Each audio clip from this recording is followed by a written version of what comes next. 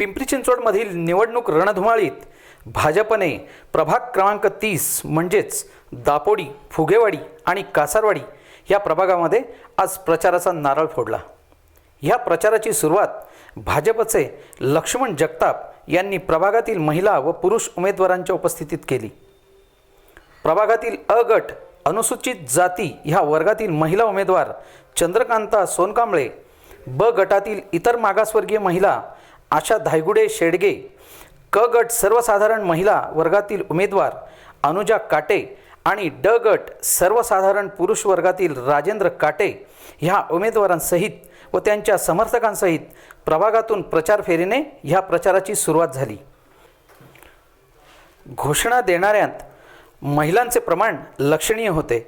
एकंदरीतच भाजप RPI युतीच्या ह्या चारही उमेदवारांनी खऱ्या अर्थाने प्रभागात प्रचार फेरीमध्ये सहभागी होऊन जनमताचा कौल आजमावण्यास सुरुवात केली आहे।